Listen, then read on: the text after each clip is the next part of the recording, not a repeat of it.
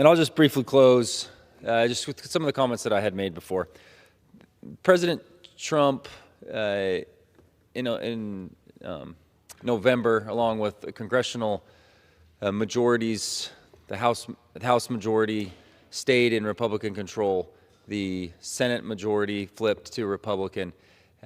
Was a clear show that we wanted to move past some of the policies that have been implemented or not implemented from the previous administration. And I'm proud as we look out at this first 100 days, again, to reiterate what has taken place with our southern border. Enforcing very common sense laws such as, making sure that our parole authority is properly done, ending catch and release, and re-implementing the Remain in Mexico policy. I think this gets missed from the conversation quite a bit. It's actually some of the most humane things we can do. I still remember the 30-plus immigrants that were basically killed in the back of that truck in San Antonio area. And the only reason that type of thing happens is because the cartels don't care for human life. The cartels that were running the border the last 4 years, they do not care about the plight of an immigrant searching for a better life and another unique work opportunity. They sell them a bill of goods. They literally sell them that bill of goods by making them pay thousands and thousands of dollars on the hope that once we get you across the border, everything's going to just be great for you, and then they get stuck in a legal system that doesn't benefit them.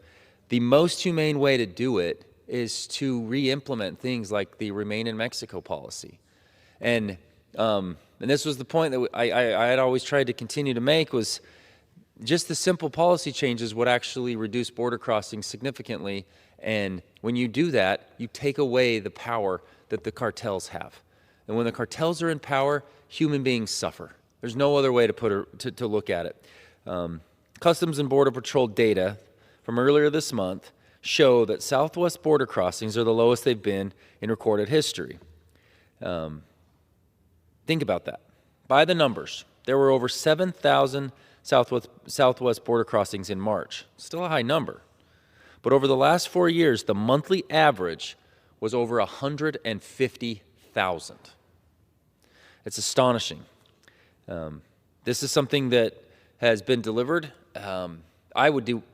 I would appreciate any opportunity to codify this into law. I do not like ruling by executive order all the time. This is stuff we need to codify. I hope that we can learn from the good experience from the Lincoln Riley Act that is, how our functioning republic is supposed to work, that we get a piece of legislation done. This one had good, strong bipartisan support. The president signed it, and I know there's more that we can be doing on that, so we don't have this constant back and forth in the future of our country. We've got to get some predictability with this type of policy. Predictability is incredibly important as well. As I look ahead past the 100 first days, I look ahead to what's one of the most important things to accomplish going forward is a reconciliation piece of legislation. This discussion that has been very prominent here in the Beltway is the talk of reconciliation, but to put it in plain terms, this is just making sure at the end of this year that American families don't pay a significant increase in taxes. In 2017, there was major tax reform done. And I think if you were to take a look at the specific elements of that bill, you would find excitement and broad support for almost all of it. Republicans in 2017 doubled the standard deduction. Who does the standard deduction support? Who does it help?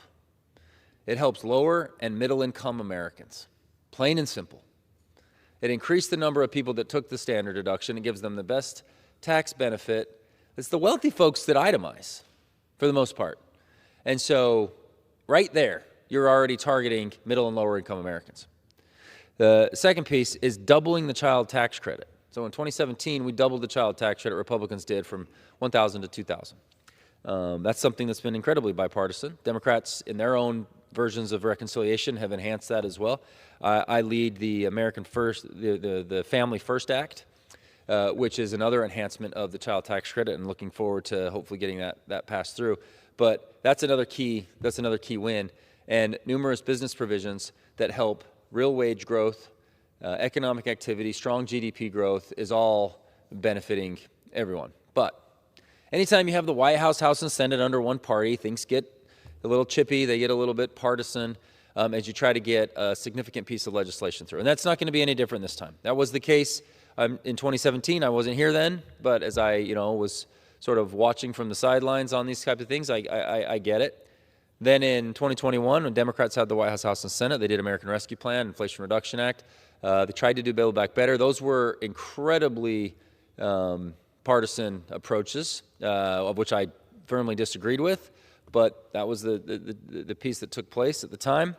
We have an opportunity going forward for this next few months to be able to deliver on something that's very important to every American family, and that is making sure that they have consistency in the tax code, so there is not going to be a massive tax increase on American families next year. And it's something that I'm proud to be working on, and I hope that we can celebrate as a key piece of success as we look past this first 100 days of the administration, and we're 4 months into our 119th Congress. This is going to be a key piece. Democrats will say over and over again, oh, this is just a tax break for the billionaires. Well, when you cap SALT like Republicans did, that only hurts wealthier folks. I hate to bring them that news. I believe it was Bernie Sanders that was criticized by the Washington Post, again, the Washington Post, by giving 3 or 4 Pinocchios when they say that these tax breaks that Republicans do just go to benefit the wealthy. I mean, that's the Washington Post saying, okay, let's call it as it is. These are Pinocchios. These are complete lies that the tax policies that Republicans put forth actually strengthen and target the middle and lower income Americans. We'll say that over and over again. Unfortunately, my Democrat colleagues will say, oh, this is just going to benefit the billionaires. And I hope deep down that they would come to some realization that that is just a lie. Their own media is saying that it's just a lie. It's just one of those things that exists back here, and we're probably going to be dealing with that a lot for the next few months. But the reality is, this is good, strong tax policy that is going to benefit American families and workers. And so in addition to some of the successes we've had over the last few months, this is something that we've got to be able to really lock in and accomplish. And I look forward to being a key part of that as we move forward. And with that, Mr. Speaker, I yield back the balance of my time.